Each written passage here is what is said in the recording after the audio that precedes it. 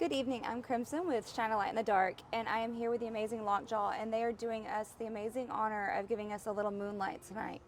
So could y'all do me a favor and kind of introduce yourselves and tell us what y'all are currently working on?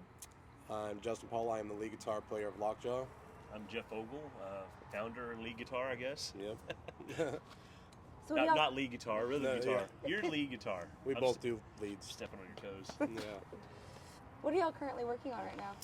Well, we've just finished our album Relentless. Well, I say we just finished, but it came out in July, and we are currently touring and about to go back home and then go back on the road for a 10-day tour with our friends and dispositions, pushing out our new record Relentless. Oh, okay, awesome. Yep.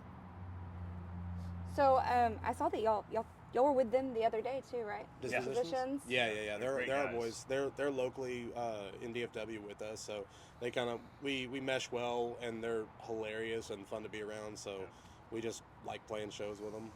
Which is so important, like on tour. Like I like even like y'all's vibe, like even talking like amongst each other and just kind of joking and stepping on each other's toes and stuff. I feel like that's so important, like for a band, especially when y'all are having to spend so much time Oh, we're all cramped best in area. friends. Yeah. We're all best friends.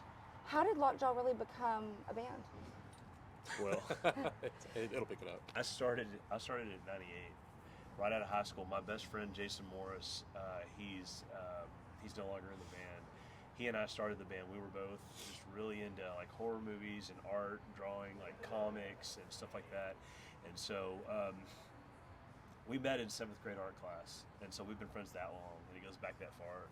And right after high school, we're class of 97, 98, we said, let's start a band, let's do this. We both played the guitar, so he was the original singer, and he actually played and sang. And then I was the original lead guitar player. And then basically, within a year or two, we got Gabe, and within another year, we got Scott. So I would say the meat of this unit for about 22, 23 years. And then in 2019 we got Joe. In 2020 we got you, right? 20, yeah. So we had a couple things happen, but we were a local band for many years. So we in Dallas, and we really did well in the local scene. We just never really got to a pro producer or never really got a record label scenario going on. So we just kind of missed that boat, and that's not even the thing anymore, right? So now we're just 22 years later, I guess we're trying to really push it all the way for the first time, I guess. Yeah, I know, and y'all are doing awesome. And like I said, I really enjoyed like listening to your music. Y'all have Thanks. a really like unique sound. Thank you. I appreciate that. Yeah, I often like to think of music almost like its own entity, like its own form, because it's there with us in the darkest parts of our life. It doesn't care if we're rich or poor. It doesn't care where we're from or anything. And your favorite artists are kind of like that safe place for the listener to go in to that space with y'all. What were some of y'all's spaces that y'all remember growing up that your favorite artists really took y'all into, and what did that mean to y'all?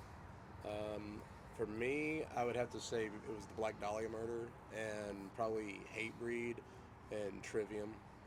Those are the bands, and it's just it's the bands that spoke to you as a kid growing up. Those are the ones that just kind of stuck out to me, that I kind of just, they sucked me in. You learn their lyrics, you look at their discography and go through it, and you just get sucked in, and you just stay there. And till this day, I know all the words, and it's just my go-to music. Yeah. I know yours, Metallica. Metallica all day. James Hetfield. I picked up the guitar because James Hetfield. I just wanted. I sat on my workbench out in my backyard. My grandparents had a little like picnic table, and I sat out there with a cassette tape rewinding Injustice for All over and over and over until I could learn to play it. That's how I learned how to play. There was no YouTube. There was no, tablature was like reading hieroglyphics. I didn't understand it, so I was like, and so I just did it. And then it would probably be like the next big band that really grabbed a hold of me was in around 98, 99, would have been like Static X and Fear Factory and Slipknot. And those bands, I loved what thrash metal turned into. And I loved that bands like Slipknot took death metal roots and turned it into a very pop formula, almost rock formula, but they did the death metal, grindcore, really heavy stuff, and I just loved that. And so, but I would always say Metallica. for sure. And we grew up in the market where Pantera was from, so Yeah. I got to meet Dimebag a lot of times, met Vinny a few times. I mean, really surreal being in that. The Dallas was a very rich scene for our music, so a lot of players were coming through there. So we got to meet a lot of those guys. So a lot of that influenced us, I guess. Yeah. You know. Yeah. Yeah, no, that's cool though. I like how you were talking about like how they really took in that kind of mix, because I feel like that's a little bit like kind of what y'all's music is doing, right? It's coming like from both areas to where it really appeals to both audiences. Yeah, we try not to, when we write, it's not that we intended on it, well, I shouldn't say we didn't intend on it, but we didn't want to box ourselves into like let's say a genre, but we're like hard rock, heavy metal, you know? Yeah. And we want to bring the heaviness of death metal influence, heavy metal influence, but also be able to cater to a broad demographic that listens to mainstream music, because we don't want to play to a closed crowd. We want to play to everyone. Yeah. And suck an audience. And, you know, there's a genre for every person, but we want to reach as many as possible. And that's how we collectively write our music, to say, hey, we don't want this guy only. We want him and everybody around him. Yeah. What can everybody relate to? I mean, that's why I think Lyrics. that's where Joe comes in strong. Joe yeah. he's deep. Joe writes his lyrics. So our lyrics are Joe's diary. Yeah. Okay. Yeah, they are Joe's diary. It's his daily life. Yeah. And he basically, every thought in his head, he puts to pen and paper, and it's the daily struggles of we all put one shoe on at a time, you know, and he goes through same shit everybody else does. And, you know, we put it in the music, and the lyrics speak to people, you know, and we've noticed that because he's real. Yeah, because of how real he is. And hell, just in these 4 or 5 days with Upon a Burning Body, it's been insane. But the amount of people that have come and say, hey man, this song spoke to me because I'm going through this right now. This happened to me and it helped me overcome. So you can't you can't help but go, oh, that's pulling out a heartstring, and you know, that's what you want to do. It's flattering. We had no idea that was going to be the result, because I just wanted to go up there and just rock out. And thrash, you know, and play heavy, loud guitars. But this was a very pleasant surprise. Well, you know, and I think what's so cool about that, about like talking about the lyrics, is like that authenticity. I feel like really pulls people in, because I don't know about y'all, but for a lot of my life, I felt very isolated and alone in some of my own trauma and things. But then you listen to like y'all's music, right? And then you're like, oh my gosh, I'm not alone. Some of these feelings other people are dealing with, and even though everybody keeps it all inside, like that realness is like, oh my God, I can relate to that. And number two, it's in a space where I feel safe, and I'm around the same kind of energy as myself, right? Because there is that hard energy, that just kind of goes nonstop. What was kind of y'all's moment when y'all realized this was the hill y'all were going to take, and y'all wanted to be musicians, and you're like, this is my path, I know it?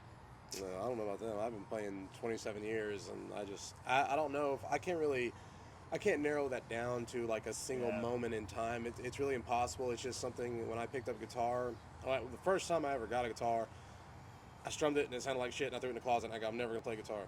And then literally like a year later, I watched Black Dahlia Murder and Hatebreed, Testament, Exodus, all these bands at Ridgely Theater in Fort Worth. And I went, I'm going to pick up a guitar again and then learn it. And then I said, I watched them, and I watched what they did. I watched fans hoarding the merch tables, talking to them, and that same emotion that we were just talking about, and seeing people's faces light up and the adrenaline that they were getting from playing to those crowds. And I said, no matter what I do in life, that's what I'm going to do. And so I jumped on that, and I haven't stopped since. I love that. I think it was, for me, it was high school, all through school, I played baseball. I was a pitcher. We both played baseball, actually. And I don't know if there's something to that, playing baseball, being a pitcher, the repetition of it, it's like you get into the zone, and I really feel that. And so I think music kind of after baseball kind of didn't happen for me, which I really wanted it to happen. But after it didn't happen, music it was something I was also doing, and it just kind of like, I don't know, you could go real deep with that too. You could think, why did I start this? Your rehearsal became your scrimmages, and your shows became your home runs. Yeah. So I don't know. And then there's also, like you said, heavy metal is cathartic. It's like it makes you can release and you can feel better, and there's something to that. And I can't put my finger on it either, but it's definitely driven me for this whole time, you know. What is y'all's most cathartic experience? Like, is it from when y'all are first, you know, rehearsing, practicing, hanging out with the guys, going on tour, when it's finally released on record? Where does that cathartic moment with the music actually come from? I would say for me, like when I felt like I arrived was Dickie. Oh yeah, yeah, Dickie's Arena. I think it was probably cool for all of us. Yeah. Live Nation hit us up. So this is what we have a radio station. We had a radio station in Dallas called 97.1 The Eagle. It was a very famous radio station because Pantera, Drowning Pool, a lot of it was. They were very in the scene, very in the music scene. Well, one of the DJs there really likes us and has been listening to us for years. Her name is Debbie Sexton. Shout out Debbie. And Live Nation said, hey, we're going to be putting on the Freakers Ball at Dickies Arena, and we're going to have Disturbed, New Year's Day, Drowning Pool, Dorothy, some other bands. Yeah. Who's the best Dallas band? And Debbie said us. Yeah. And so we got to go and play main stage in front of 14,000 people. The doors opened at 6. We played 5:30. The doors opened early, and so we were worried that we weren't going to play to anybody. And then when we, and it was insane because we got wine and dine like big dogs, and they like forklift your stuff onto the stage. Yeah. And when we turned around, there was 14,000 people in front of us. So it was pretty like, oh, whoa, like this they're is here. What it's like. This is the top. We saw the top. You know, our dressing room was right next to Disturbed. So we're walking past the guys in Disturbed, and they were like, hey, what's up? They were really cool. So and we're friends with Drowning Pool, so we're hanging out with them, and it was just like, holy shit. They just got a glimpse of it, a glimpse of a taste of that feeling, end. that feeling when I said my first show. You know, you get I wanted that taste, and when we got that taste, we're going, okay, so now I want a full bite. Yeah. What would your inner child? I mean, that's freaking awesome, Yeah, though. Like, what is your inner child like? How did your inner child feel about that? Like, I mean, like, I imagine it was happy dancing everywhere. You should have seen us last night. We were acting like a bunch of jackasses, honestly. Like, he was screaming and laughing. I mean, it's just, you're playing sold out shows with 500-700 kids, and it's just, I don't know, it's an amazing experience. Last night. We're like, you're just giddy. You're like a little kid on Christmas opening up a present, especially when it goes good. You know, it's yeah. Last night was a home show. We had a shitload of people show up for us, and they treated us like a headliner. Yeah. I mean, we just went and destroyed it. Probably 700 people or so, and we just killed it. And played a brand new song that we're dropping next month, and it's a cover song, so we're excited about that. It was fun. It was a lot of Okay, awesome. Are y'all playing it tonight? Yeah. Okay, Yeah. cool. shh. Well, you'll know what it is when you hear it. Okay, awesome. Now I'm excited. Not that I wasn't excited before, but now I'm like, now my brain's like trying to rack itself. You know. You'll never guess. Okay. You'll never guess. Brain focus. It's tone Sorry. out. No. That's the ADHD in me. That's just like, now let me think about that. Sorry. What is it? Squirrel. But so no, I think that is so freaking cool, and that had to be so like powerful in that moment, like playing with the Disturbed and like that's freaking awesome. And then being told that y'all were like the best band in the Dallas-Fort Worth area, like that's like a huge like fucking hype up, man. Like I don't know about y'all, my inner child would just.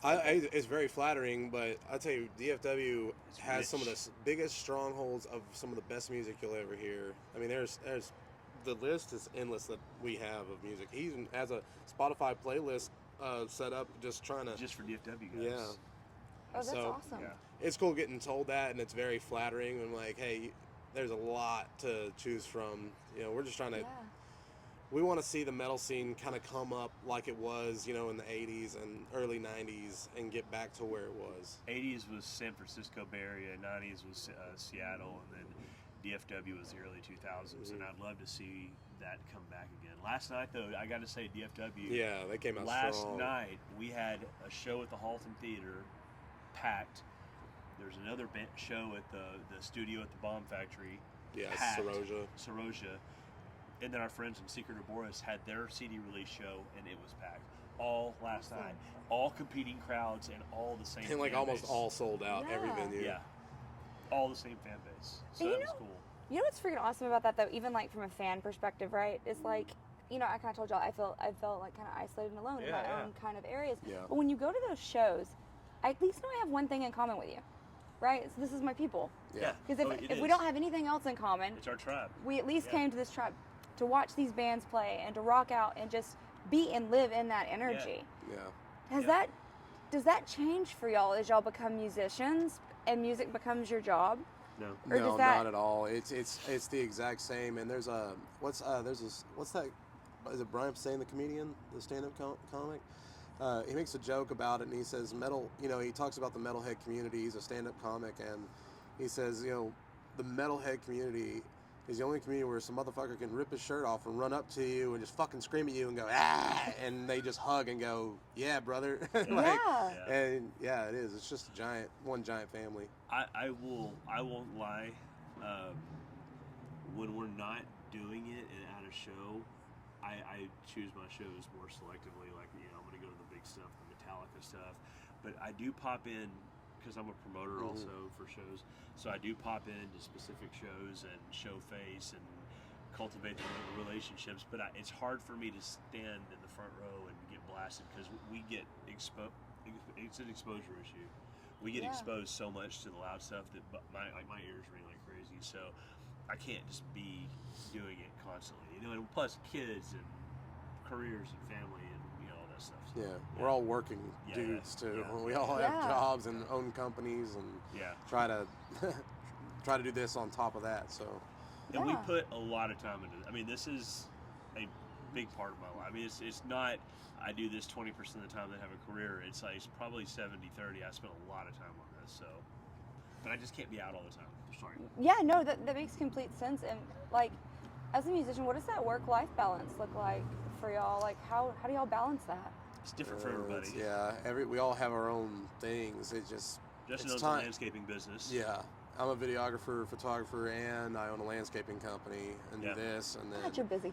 Yeah, and he owns a roofing company and does this, and then Joe does his thing, Scott does his thing, Gabe does his thing. So it's all a matter of time, money management, basically. Yeah. What it boils down to, and it took me 27 years and them, you know, the same amount of years to really find the select special unit that knew what the sacrifices are going to be. Yeah. And there's 1,000,001 people, and I don't mean this in a negative way. There's 1,000,001 people in this world that say, "Oh, I'm a musician."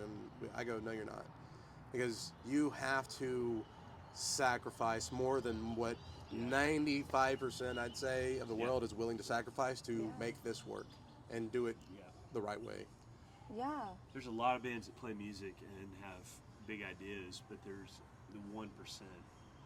And then out of the 1%, there's a small percentage of that actually have the work ethic and the mental fortitude to push it to where it needs to go. And I would like to think between all 5 of us that we have something. The work ethic is definitely there, but it's also a little bit of luck and fate too. You know, there's just a little mix, but we definitely put the work in. That's for sure. There's a lot of bands that don't do that, and I have bands in DFW or all over hit me up constantly. They're like, "What are y'all doing? How are y'all growing so fast? What is going on with y'all's following?" And I'm like, "Come sit down and I'll talk to you about it." And there's certain bands that I see doing the right things, and I will offer my advice and I'll help them.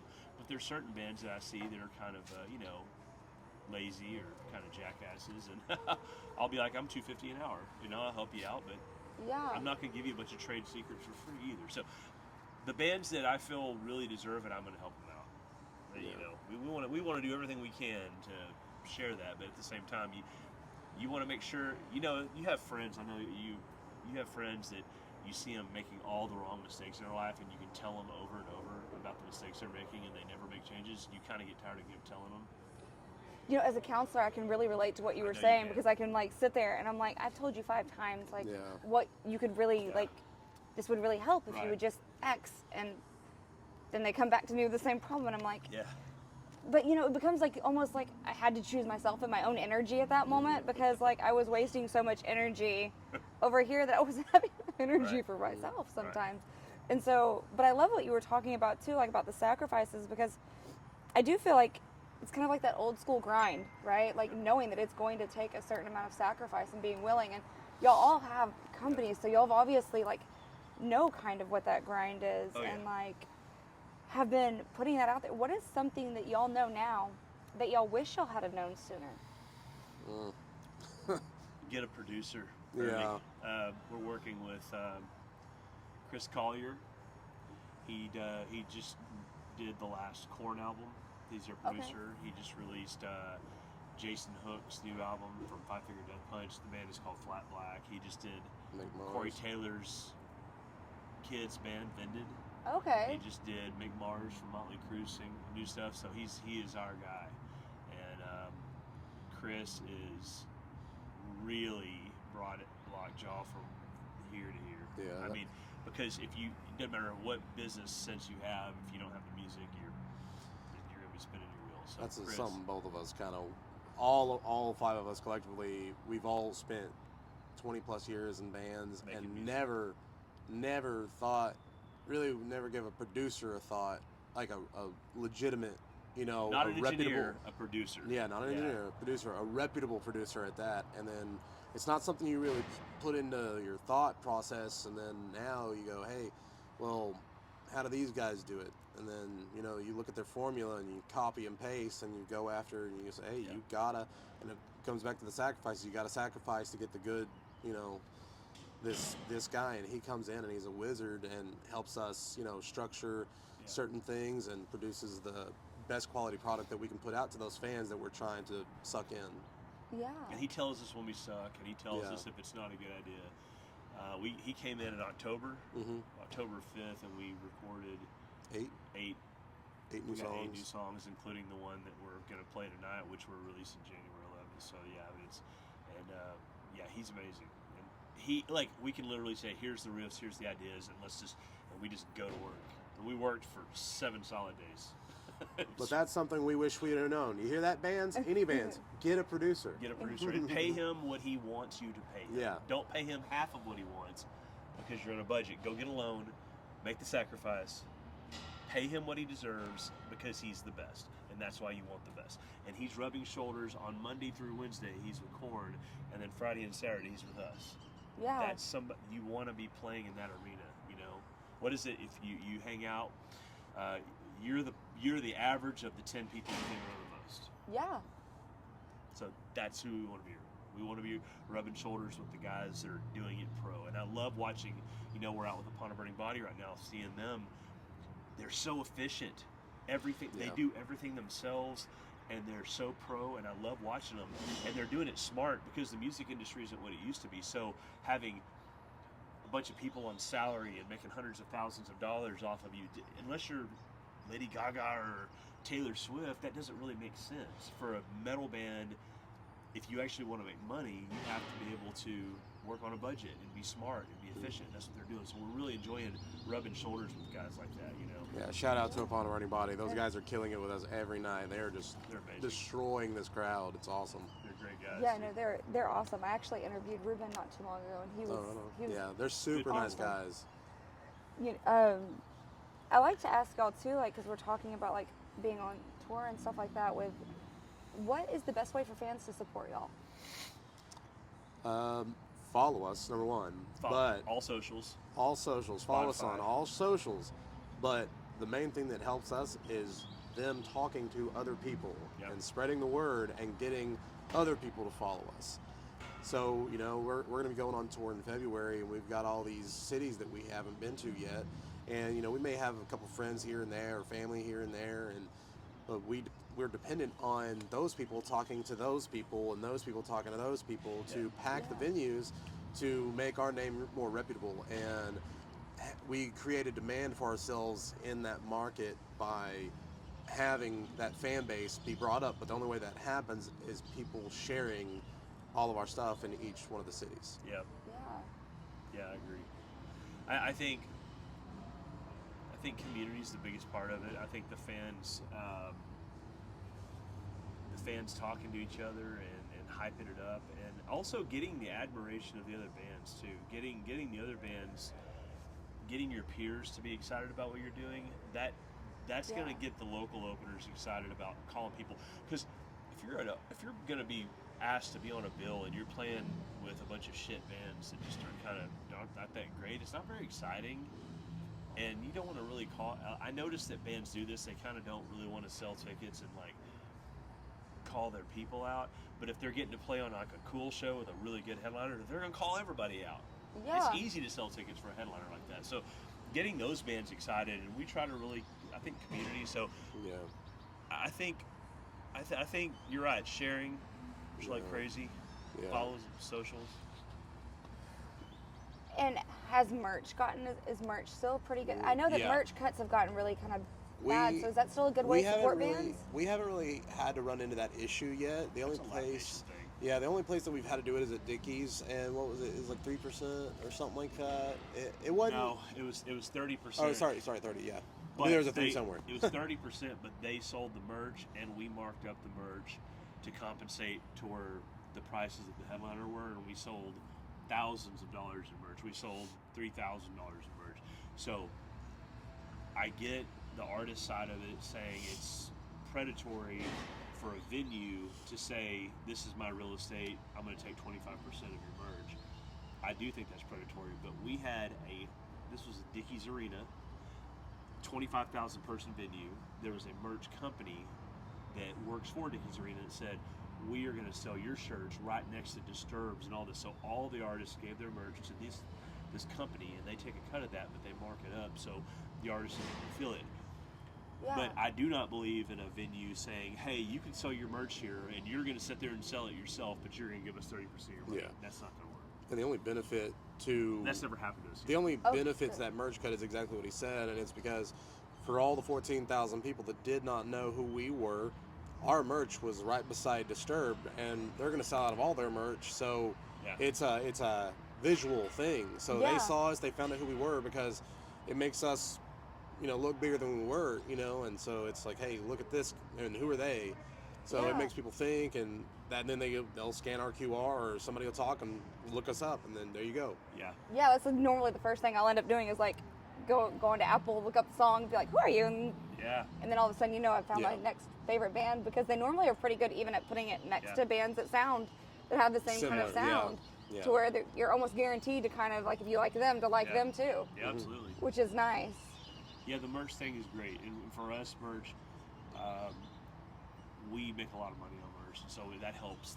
That's about, if you're up and coming, you're not getting any big guarantees unless you have a local draw. We can do really well on a local show and have a good draw and make a lot of money that way, and that helps us recoup, because we're spending thousands of dollars a month in marketing, some Yeah. ad spend.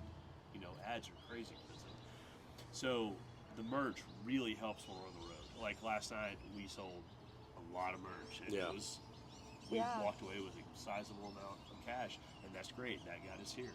I Yeah. bought dinner today, things like that. Yeah. So, yeah. And the only reason I was asking is because Yeah. I like to, really promote, like, and sometimes I get curious on where that is, because I have been trying to push, like, buying merch, like when because that's Yes. how y'all are supported, like when Yeah. y'all are going on tour, to be Yeah. able to come to, It's Sure. a huge part of it, for sure. Physical. So in the 80s and 90s, it was all about selling physical copies of your record, selling your vinyl or your CD or your cassette.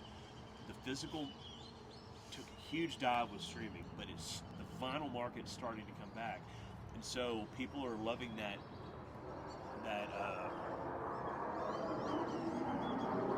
Give it a second. Got a plane coming.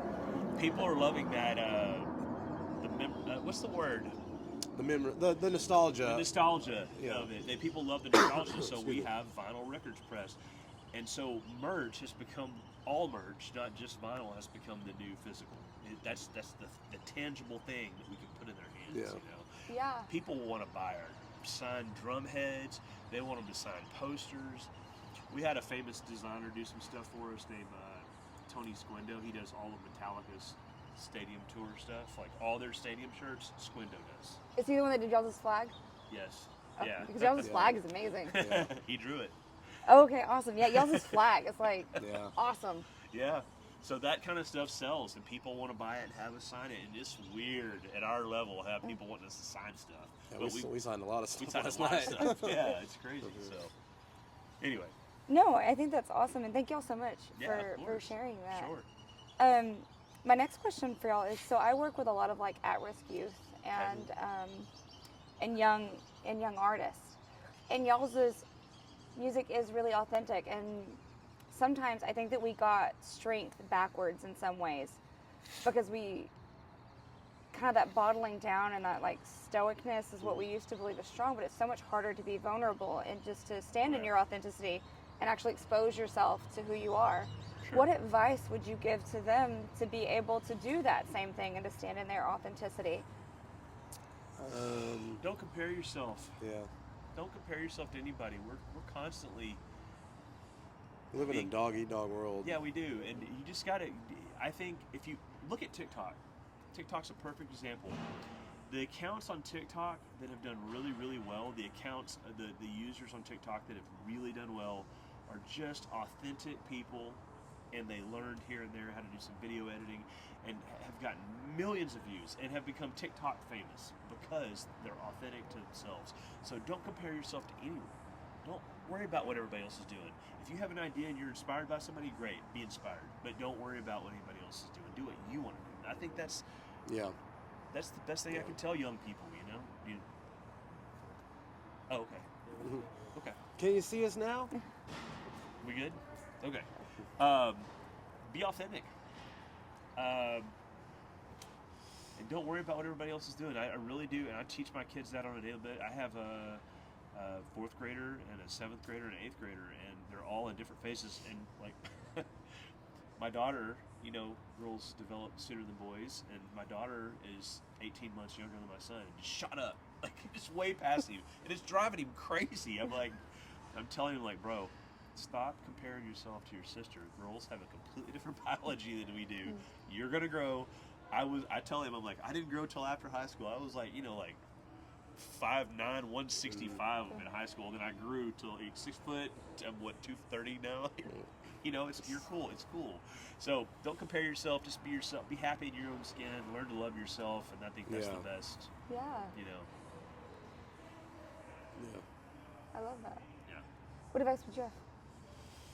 I mean, I can't really follow that up. I mean, I think the same thing. I mean, just love yourself. And, you know, I used to be a really negative person, and I had to kind of, I was depressed and negative, and it took me, I'd say, you know, find your why.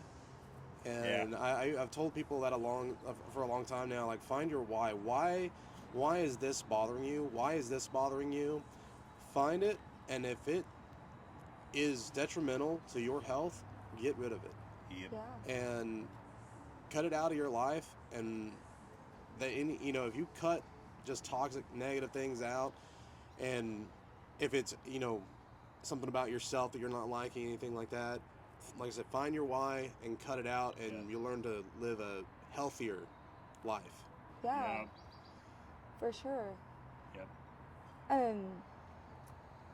And so now I kind of like to follow that up with like a sillier question. If you could play any other instrument in the world besides one that you can currently play, and if you had to choose another art form, what would it be? I'd play drums. You play drums? Yeah, because the reason I say that Really? is I would, and here's why. Not because I don't want to play the guitar, but I find writing guitar to drums, and I can program drums. Like I can literally map out a drum beat on my studio, and I can jam to it with my guitar. But I'd like to play the drums because then I would understand the feel a little better when I'm writing. So that would help me a lot. And what was the second part of the question? And if you had to choose a different art form to express yourself, what would it be? I used to do a lot of painting and like hand pencil and stuff. I would probably go back to that a little bit. I used to love doing that. So I don't do it anymore. I just haven't had time, but I'm pretty creative like that. Yeah, no, y'all stay. Listening to y'all stay like completely busy constantly. Yeah. I don't know how y'all find time to do anything. How do y'all breathe, guys? Yeah. I've been holding my breath the whole interview. Yeah. Fair enough. What's your other instrument? My other instrument? I mean, technically I play lead guitar, but I mean, my other instrument is my vocals. I am a singer, so That's true. that would be this. I'd probably go for singing. As far as art form, I'm also a tattoo artist and an artist, but I love that. I'm also a tattoo artist, and so that would be the other path. Yeah. I mean, if you really want to talk about it, like collectively between this band, you have everything. You have two people that can do video. You're more on the shooting side and editing music videos, but I do a lot of like ad creative. I can do a lot of my own marketing, editing myself. We do a lot of editing. I do a lot of Photoshop, like the album cover I designed. Yeah. A lot of that stuff. Like so, when it comes to Photoshop, art, between us and the rest of the guys, we have just everybody has so many talents. It's crazy. Everything we're collectively, we have enough skills that I could comfortably say like we're just a strong unit, and we're anything that we need done, we can have it all done in house. We don't have to outsource anything because we can all do it. That's nice. Yeah. That's really nice. You know, and it's kind of cool because, like, if you think about it, y'all are almost like, even though you're music producers, you almost like produce your own movies, right? Like, because you're almost lyrically talking about, you know, you're making music into this art form. And what I liked about y'all's music is it tells a story through it. And I like it when I can sing it and it tells me a story, and I can, and it pulls.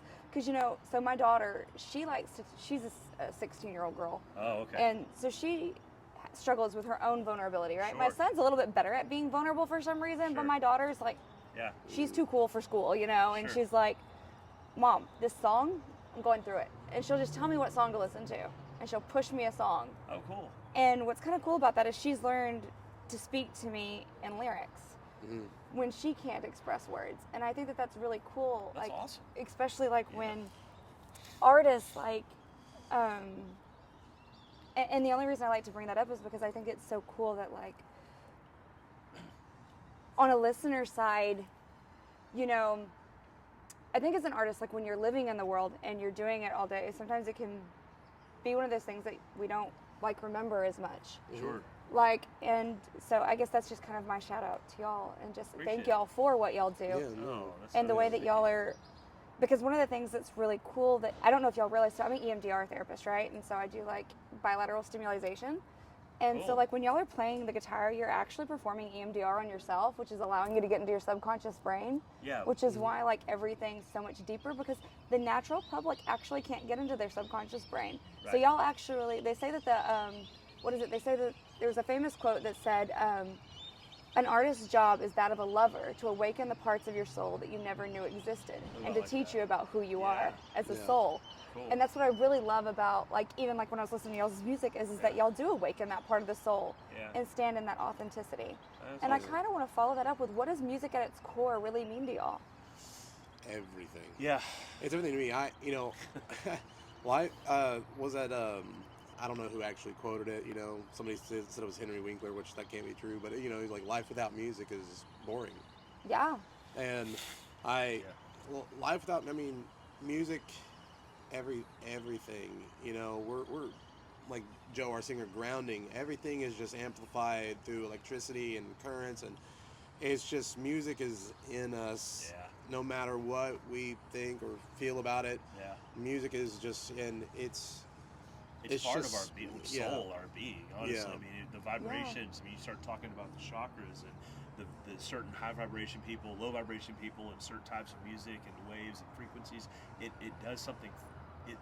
It literally does. I think it talks to your soul more than anything else that does, because of those vibrations. And I don't have the science behind it, but I've read on it a little bit, and I just think the science is real. You can't explain why it makes you feel good, but you know it does.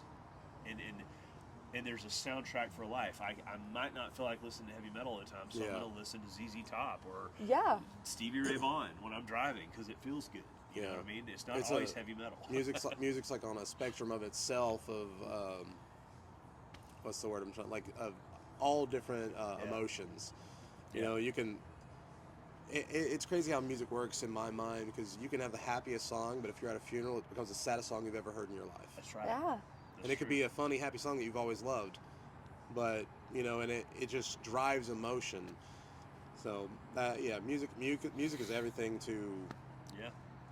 I mean, it's what makes the world go round, in my opinion. Yeah, no. And if you think about it, there's 5 guys in this, but there's 50 people behind it, because every guy has a significant other, has children, as families and aunts and uncles that buy merchandise, that pay for tickets, that want to come see us and support us. And so this Lockjaw thing goes from 5 people amplified to 50 people, and then all the friends on top of that, and then the super fans. It's this huge thing that you don't even realize how much it means to people. Zach, look at this. You Zach, don't mind if he's I share? I call him a super fan, man. He showed up. Yeah, man, he shows up. Him and Brad Tarpley, 2 of our Zach Claxton and Brad Tarpley. Shout out, guys. Huge fans. Oh my gosh, I love that. Yeah, got a Lockjaw tattoo. And Y'all rock, guys. Our music speaks to people well enough for that to happen. I mean, that's permanent. Holy crap. I said, dude, you're Lockjaw for life, bro. You're in. I said, damn, man, you got a Lockjaw tattoo before any I of gave the him members. a t-shirt. I was like, here you go. I don't know if you want this or not.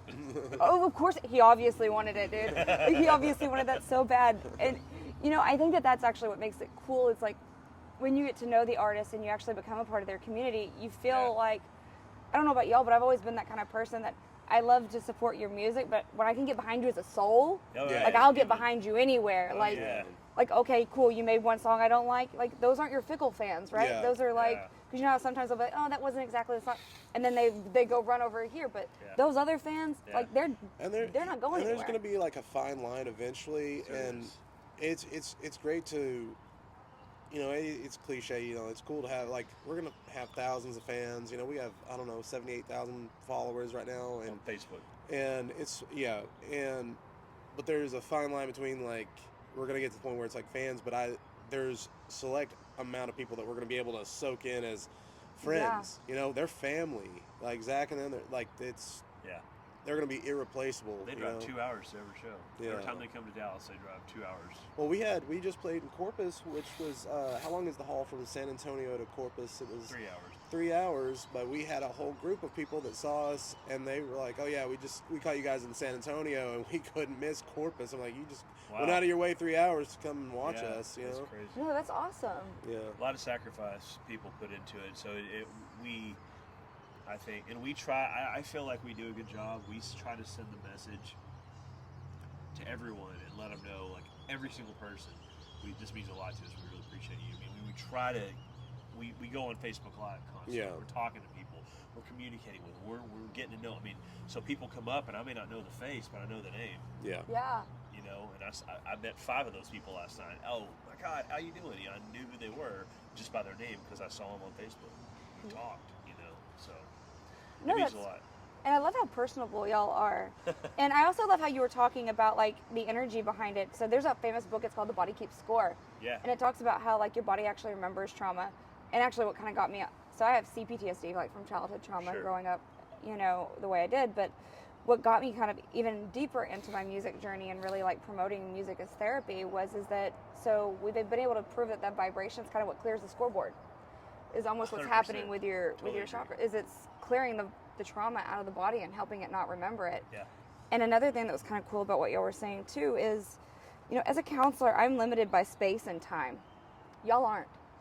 What I mean by that is, you could be having a therapy session with somebody at 3 a.m. in the morning that you have never met. Y'all have no idea who they are, but they are acutely aware of you. And so you're not limited to my 1 hour per space per time. Right. Y'all are just out there constantly, and y'all are having group therapy sessions that with people you've never even met. Yeah. And to me, it's amazing how beautifully, like, you're talking about, like, Zach, right? Like, that person has obviously spent so many man hours in y'all's therapy room that, like, you don't even really think of. No. Yeah. No, you don't. It's, we try, and then we talk about these people at rehearsal. After rehearsals on Wednesday nights, we have our cigar night. We like cigars, and we'll have a cigar and talk business and whatnot. And we know these people. We know these names, and they mean things. They mean something to us, and I think they all know that. I mean, I think we've done a good job. Yeah. Trying to let them know how much it means, because I mean, we're 30s, early 40s, you know, and you know, like, we know that we're blessed to be where we're at. You know what I mean? We know that right now. So we're not taking this for granted. We're not in our 20s anymore, you know? I feel that. Yeah. think we all do. Right? So I saw something the other day that said, "How dare my body react do the snap, crackle, and pop, but yet I don't start to glow like a glow stick." Yeah. right, And I was like, "Where's my glow? Like Yeah. if I'm gonna snap, crackle, and pop, I deserve a glow. right, Yeah. At least the glow stick got a glow, right. you know." But I do want to honor you guys' you. time. So my last question for y'all is, Sure.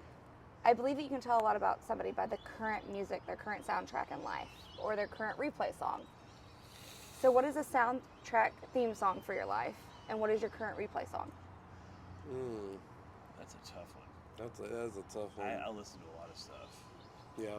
It really depends on my mood. I mean, I can't really put my finger on it, but if I'm sitting on my patio and I feel like I'm gonna be cooking out, I'm gonna probably listen to something like Cody Jinks or like, Willie Nelson or something like that. If I'm getting ready to go to the gym, I'm gonna be listening to Slaughter to Prevail or Ice Nine Kills or I don't know, or Metallic, whatever.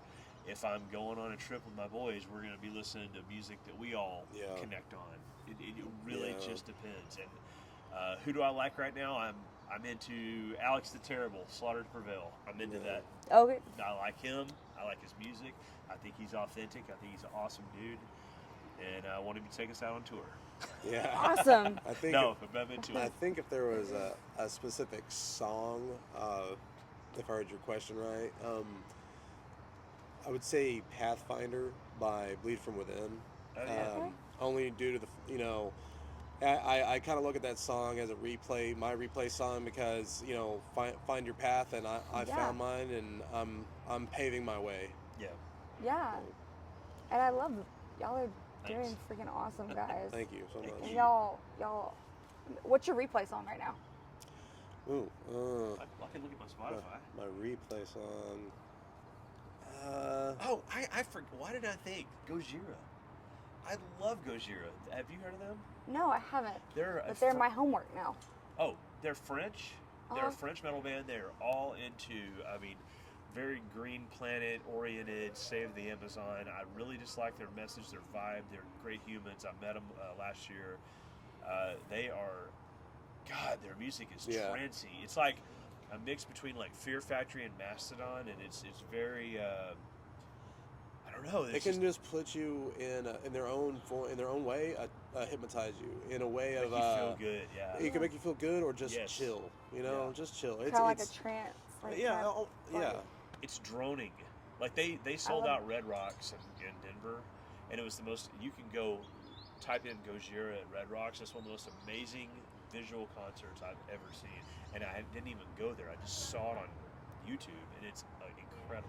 You've got to. If you like us, you'll like it. If I was going to check out one song by them tonight for my homework, what song would you recommend for my first song? Strangled. Huh?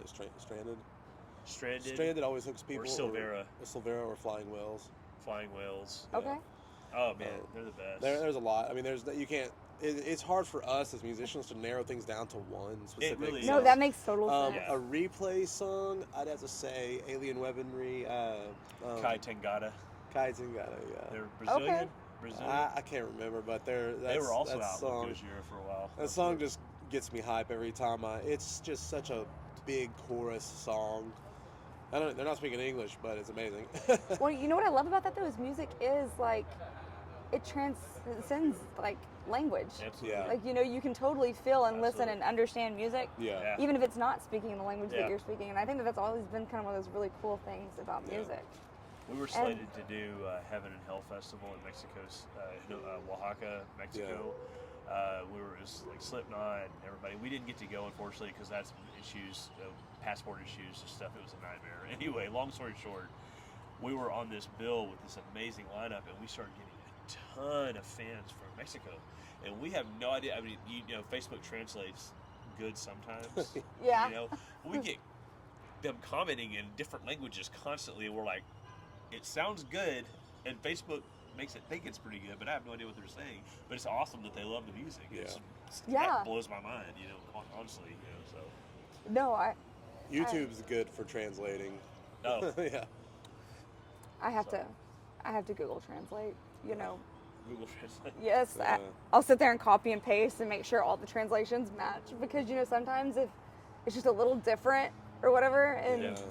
so. But I think that's But thank you so much, guys, for Well, coming we're happy to on be here. here. Thank you. I Yeah. really Awesome. enjoyed Thank you so meeting y'all, much. and I Yeah, appreciate absolutely. y'all's Thank you so much for vulnerability having and just us. Yeah.